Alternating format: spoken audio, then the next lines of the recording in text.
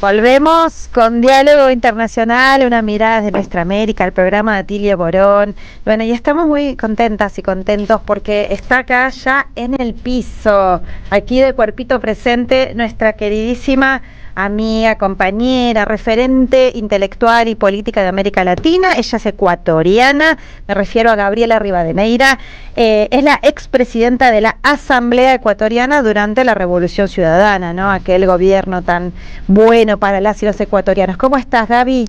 Yo feliz, Atilio, Telma, Paula, todas y todos. Bueno, yo digo que tengo pasos obligatorios cuando vengo a Buenos Aires de Argentina, y este sin duda es un paso obligatorio, no solamente por el abrazo inmenso, solidario que ustedes nos dan a nosotras y que nosotros mínimamente podemos revertir pues con nuestra voz en estos espacios, sino porque estar aquí en Las Madres también es una reivindicación de toda la lucha que están teniendo las organizaciones sociales aquí en Argentina. Así que sí, gracias más bien por dejarme estar aquí con ustedes un ratito. Es un placer, Gaby. Bueno, tenemos muchos temas para hablar con vos, de Ecuador, de América Latina, de México, donde estás viviendo también exiliada hace muchos años ya, pero queremos preguntar a qué has venido a la Argentina, pero sobre todo, porque ya se enteró mucha gente por los medios, que estuviste con la presidenta, la líder, Cristina Fernández de Kirchner, que está injustamente presa en su casa.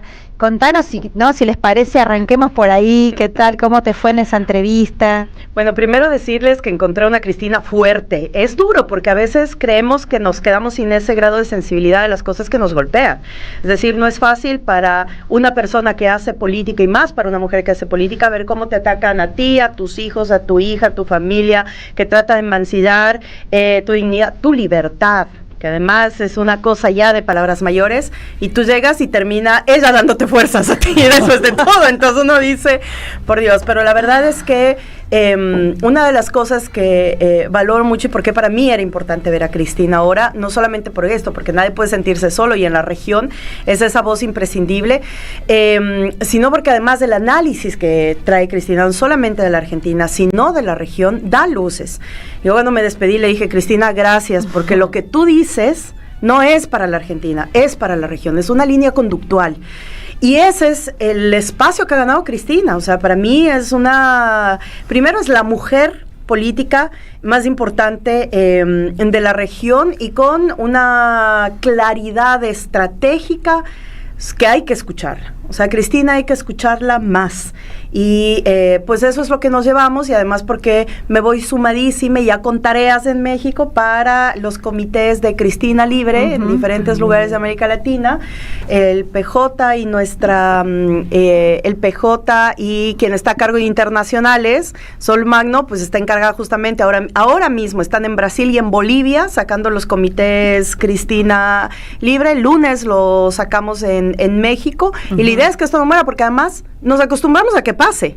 Entonces ya es como, natural, una más, la metieron presa, la dejaron ahí, y no está bien, y tenemos que seguirlo hablando. En el caso de Cristina la quisieron matar, ¿no? Le anunciaron que si no la iban a intentar derrotar por las balas, la iban a derrotar así como lo están haciendo ahora, teniendo una presa, pero así todo, su espíritu de lucha está, ¿no?, ahí inquebrantable. Ella sabe absolutamente cuál es el rol histórico que le toca jugar en este momento, y que no hubiera pasado nada si no hubiera dicho que va a seguir disputando la política, porque si ella estuviera en su casa leyendo un libro o haciendo cualquier otra cosa, pues no estaría en prisión domiciliaria. Pues ella decide seguir estando muy activa, seguir liderando un proceso en Argentina, y pues yo creo que a ese espíritu, que no es en solitario, porque es un proyecto político, nos suma mucho. O sea, yo ahora en diferentes espacios que he compartido en estos poquísimos días que he estado, una de las cosas que digo, Ecuador y Argentina han tenido dos momentos muy similares en la historia reciente. La una es justamente tener un proceso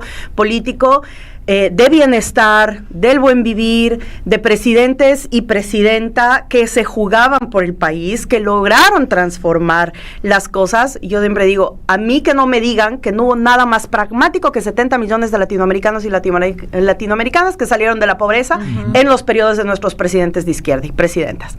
Entonces, vivimos ese momento, y también estamos viviendo el peor momento de la historia reciente. No solamente por presidentes que son de derecha, porque al final nacional hemos disputado siempre con la derecha. El problema es que es violento, es fascista, el terror de Estado aplicado desde esas élites políticas que hoy nos gobiernan. Eso pasa en Ecuador, eso pasa actualmente en Argentina, y por eso es que también Argentina nos vuelve a dar una lección que de solo la resistencia puede ser con organización. Y ahora mismo vengo de la Asamblea de Mujeres para que están programando, y es una cosa de diversidad extraordinaria. Digo, cuando estamos en las buenas, discutimos quién es más feminista o mejor, más izquierdista que la una y la otra. No, cuando estamos en las malas, todas estamos juntas. Qué bueno. Y las calles no se sueltan, y yo creo que esa es una de las más grandes muestras que Argentina está dando hoy a la región, en el sentido de que no podemos bajar la guardia y algo tenemos que hacer, porque nuestros pueblos son la que le está pasando muy duro. O sea que estuviste acá, contanos un poquito, ¿qué estuviste? ¿Venís de la Asamblea Ni Una Menos? ¿Y qué más? ¿Dónde más estuviste participando? Bueno, vine en realidad por invitación de Daniela Vilar, la secretaria de Ambiente de Provincia de Buenos Aires.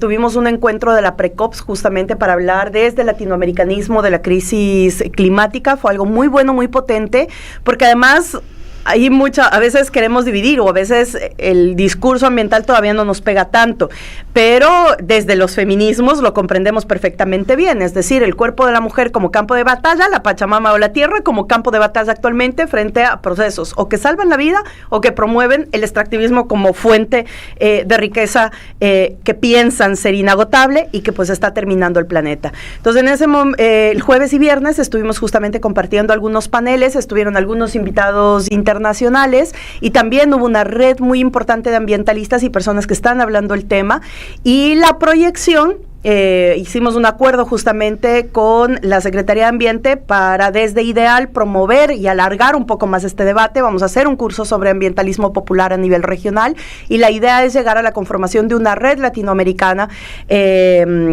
para analizar justamente las alternativas a la crisis climática. Hay un tema real, y esto es fuerte porque decimos, somos la primera generación que estamos sintiendo en carne propia la crisis climática, y somos la última que puede hacer algo.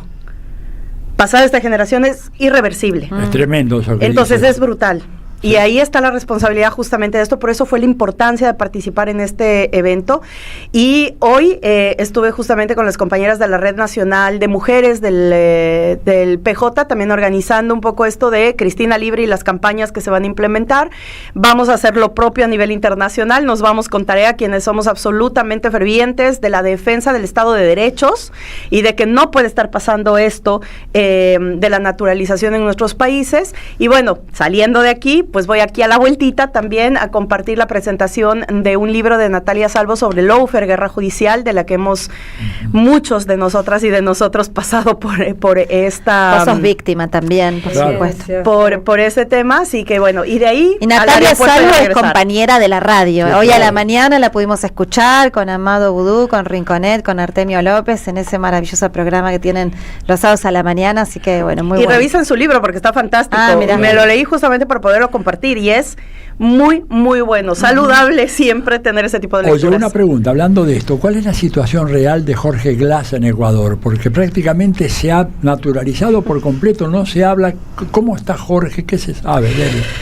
Mira, Jorge Glass es el trofeo de la derecha ecuatoriana y de la oligarquía. Jorge Glass es una persona que no debería estar en prisión. No. Primero, no solamente porque no se le ha comprobado ni uno solo de los supuestos delitos de los que ha sido parte en estos procesos judiciales, sino porque además sus penas y su última pena ya cumplía, ya fenecía. Es decir, ahora mismo él tendría que estar libre, pero le acaban de poner una nueva sentencia por un nuevo caso y lo siguen teniendo preso. Pero además no solamente es que esté preso, pues no, está en la cárcel de alta seguridad, donde además la crisis carcelaria ecuatoriana, que no ha parado desde hace 6 años que vivimos crisis carcelaria, es un centro donde además permanentemente hay asesinato y peleas entre bandas que ponen alta peligrosidad a Jorge Glass.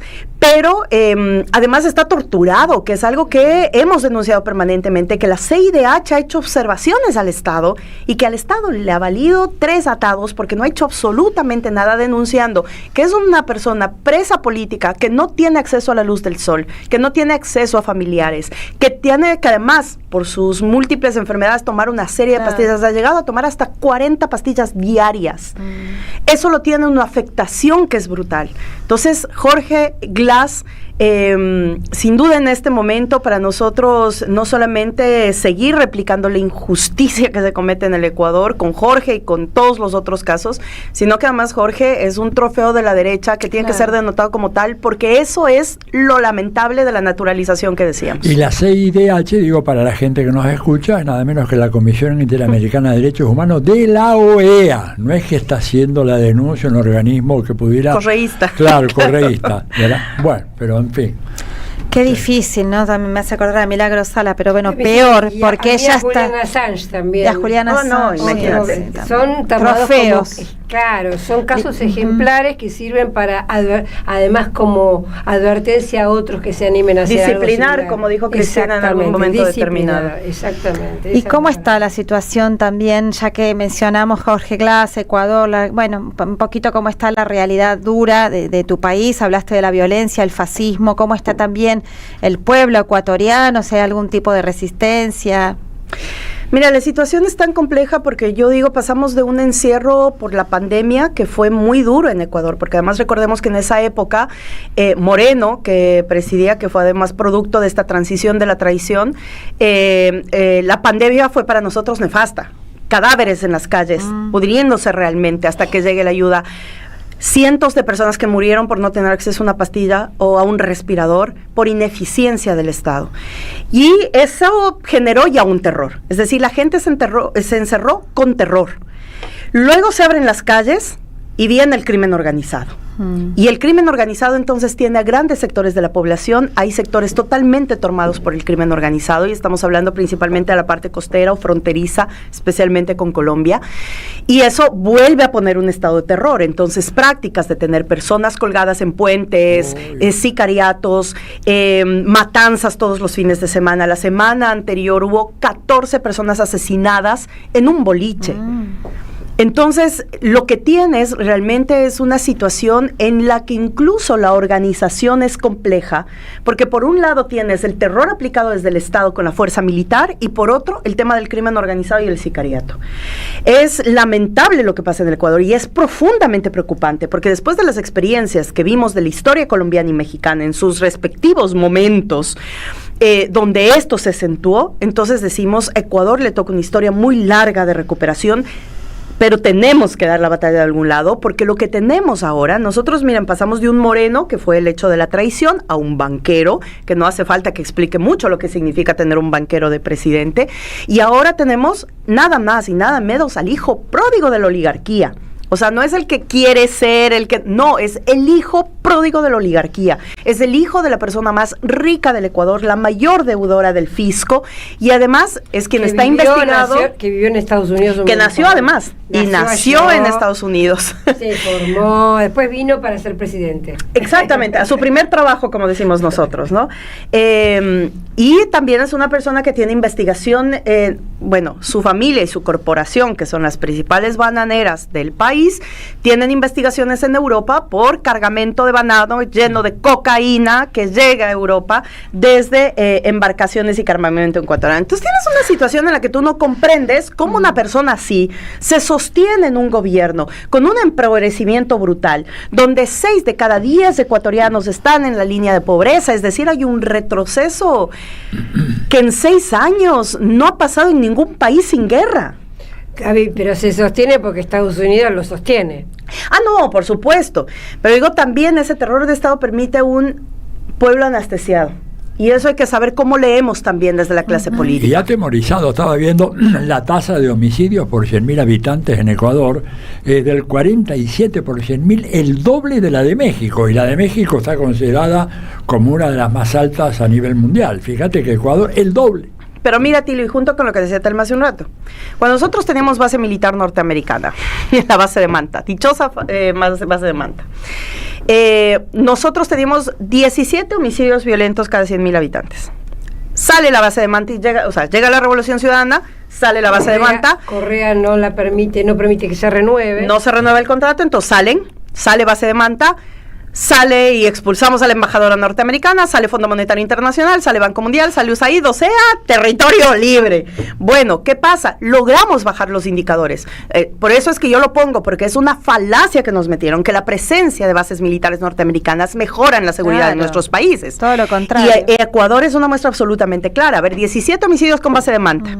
Sí. Sin base de Manta, 5 homicidios cada 100.000 habitantes, el segundo país más seguro del continente. Absolutamente. Y ahora vuelven con DEA, con Comando Sur, con Mossad, con Galápagos entregada a los Estados Unidos para vuelos militares diarios, hoy tenemos cerca del 50. Y si esto fuera poco, también con Eric Prince y las corporaciones privadas que también las traen para también por el verso de la seguridad y todo lo contrario, ¿no? Están sembrando el crimen. O sea, bueno, cuando nosotros nos ponemos a analizar y vemos realmente qué es lo que está pasando, porque a ver, decimos cómo de manera tan acelerada un país tan pacífico se convierte en el país más violento del continente. Bueno, Moreno empieza justamente y él retoma con Mike Pence, el entonces vicepresidente de Estados Unidos, en visita en Ecuador, entrega a Julian Assange, retorna con el Fondo Monetario Internacional, $3,000 millones para equipamiento militar, entrega las Galápagos a los Estados Unidos. Entonces empieza ahí a haber un desajuste del Estado y retirada del Estado.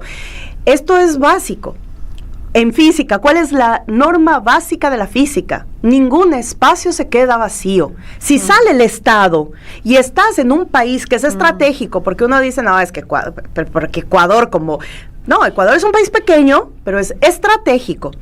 Tiene el segundo puerto más importante, el segundo puerto marítimo más importante del Pacífico después de México. Es un país dolarizado y está sándwich de 2 países productores. Claro. Entonces se convierte justamente en un país absolutamente estratégico para la avanzada del crimen organizado y por supuesto de mucho interés de los Estados Unidos. Entonces en ese sentido decir ahora que la situación ecuatoriana es muy compleja. Ayer conversábamos justamente con Cristina porque me preguntaba a ver cómo está esto, la lección, ya saben que uno va a dar la lección, a ver cómo está el tema de la tasa de empobrecimiento, cómo está la inflación, cómo está el PIB, qué está pasando con el crimen organizado, etcétera, etcétera, etcétera. Pues uno lo cuenta, porque claro, en el día a día uno ya lo cotidianiza, pero uno lo cuenta, y cuando yo le conté a Cristina, yo me digo, te impactó. Es un escenario no dramático, es un escenario catastrófico. Así es. Entonces recuperar eso es un reto y tiene que ser un reto para la izquierda y el progresismo, porque la derecha, conforme va la tendencia regional de ser una derecha cada vez más fascista, esto se va a ir profundizando. No es que ellos son la solución para pacificar, no. Aquí las leyes de Bukele y los encierros, etcétera, la violación de derechos humanos, lo único que hace es caotizar las situaciones de nuestros países. Algo tenemos que hacer y ahí está el reto también de nosotros. Es decir, si llegamos a un punto en el que Argentina sigue eligiendo y sigue prefiriendo a Milei y en el que Ecuador sigue prefiriendo y votando por Noboa, entonces algo estamos haciendo mal, algo nos falta hacer. Y ahí yo creo que está el debate fundamental. Y comparado con, a ver, vamos a ver un ejemplo más esperanzador, que es donde estás viviendo ahora en México. Gaby está viviendo en México, pero bueno, justamente, ¿no? México venía antes de Andrés Manuel López Obrador también de 30 años de una situación trágica también, de territorios enteros controlados por el narcotráfico, las bandas criminales, una situación semejante a la que están llevando o ya está inmersa hoy en Ecuador. También vemos a Colombia intentando empezar a sentar las bases para poder recuperarse en el caso de Colombia, más tiempo todavía de esa tragedia. ¿Cómo lo ves en México? ¿Cómo ahora, ya con el segundo mandato de la Cuarta Transformación, con Claudia Sheinbaum a la cabeza, cómo están pudiendo revertir todos esos años de tragedia que habían convertido a México también en eso que hoy es Ecuador? Yo digo que México es como el equilibrio para nosotras y nosotros que militamos y que estamos en el análisis de la región. Y lo digo porque en ese momento México está viviendo un muy buen momento. Ayer lo conversábamos también, Cristina decía, es como nuestro 2015, en Ecuador es como nuestro 2013, hoy México está viviendo ese momento en el que políticamente tienes una avanzada, logras instaurar una cierta hegemonía política, discursiva y de la praxis política que te permite avanzar aceleradamente. Entonces, claro, si todas las funciones del Estado y logras hacer una mayoría para la avanzada de derechos y reconoces los derechos de las mujeres, de las personas de las diversidades sexuales, de los trabajadores, de los jubilados, de la salud, de la educación, etcétera, promueves estados de bienestar. Entonces, en ese sentido, México en esta segunda ola, porque recordemos que cuando vino toda la arremetida de la derecha, fue Andrés Manuel López Obrador que logra decir, a ver, vamos, aquí tienes justamente este libro del segundo turno, donde Andrés Manuel dice, a ver, un ratito, gana después de 30 años y 3 fraudes electorales, que no son menor cosa, no son menor cosa, gana la presidencia y empieza, sabes que para mí una imagen, donde digo, esta imagen es como la imagen más fuerte que podemos tener del cambio político ideológico en México, es que por primera vez en la historia, en una parada militar de México, el principal orador era el presidente de Cuba. Ay, qué lindo. Cuando yo vi esa imagen, que además me arrancó lágrimas, sí, yo dije, claro, o sea, algo está pasando, algo pasa, serio, claro. Algo pasa. Y eso, que es además dignificador, no es solamente un tema de hermanamiento, es un mensaje absolutamente claro de por dónde va la disputa de este momento. Y ahora ya estoy cansada de escuchar en todos lados que estamos ante el nuevo orden global. Yo digo, Dios mío, ya que se acabe de construir o de fraccionar o lo que sea, pero vamos años debatiendo el nuevo orden global. Ahora el BRICS está marcando necesariamente esto, pero México, justamente en esta reconfiguración del mundo, no solamente por su potencia económica, sino por estar vecino del que ahora se convierte en una amenaza real para toda la humanidad, porque estamos hablando de la humanidad, no del territorio, sino de la humanidad. Entonces tú entiendes ahora cómo Claudia Sheinbaum asume una postura tan digna en sus formas. Yo siempre digo que acá los del sur, los latinos del sur, somos más pasionales, más no sé cuánto. Al norte es un poquito más, bueno, no es tan expresivo el asunto. Andrés Manuel, pues tuvo lo suyo, Claudia tiene lo suyo. Más moderados, ¿no? Pero ves a una Claudia que levanta el teléfono y le dice a Trump, a ver, ubícate, y patean 90 días más los aranceles. Entonces, despacito le dice todo lo que le tiene que decir. Entonces funciona. Y tal vez cerrar esta reflexión en este momento. La historia y la coyuntura en este preciso momento nos está enseñando que frente a la radicalización de las derechas no puedes flexibilizar a la izquierda. Tal cual. Ya pasamos aquí en Argentina, claro, con un flexibilizador de la historia.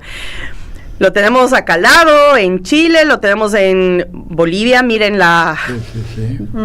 todo lo que está pasando, es decir, las radicalizaciones en sus momentos históricos son diferentes y tienen matices diferentes, pero frente a una derecha cada vez más fascista, cada vez más radical, la izquierda tiene que radicalizarse, y una de las cosas que yo creo que esta generación tiene mucha responsabilidad es en la humanización de la política y del proceso, porque lo que están jugando justamente es a deshumanizarnos, tratar al pueblo de Gaza como personas que no tienen ni siquiera personas, claro, como seres que ni siquiera tienen que existir en esta tierra, despojados absolutamente.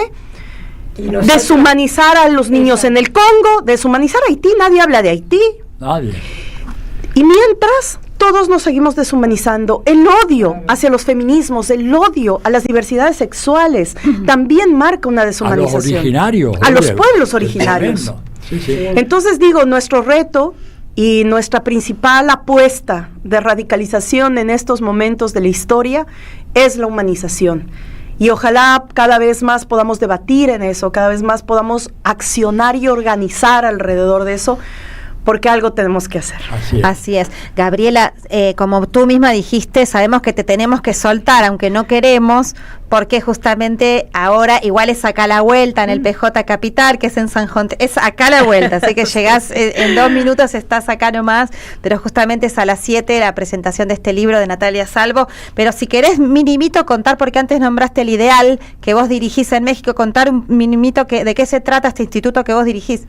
Bueno, el Instituto para la Democracia Eloy Alfaro, que ahora lo estamos cambiando a Instituto de Estudios de América Latina, lo instalamos, bueno, Eloy Alfaro, se instaló en México México a raíz del exilio. Entonces nuestro apego territorial pues llevó a elevar a este gran personaje de nuestra historia. Es un instituto que lo preside Rafael Correa, que yo lo dirijo y que tiene una serie de colaboradores y colaboradoras de la región, porque es un instituto que nos dedicamos a formación y capacitación política desde la izquierda y con prácticas de ejercicio de gobernabilidad.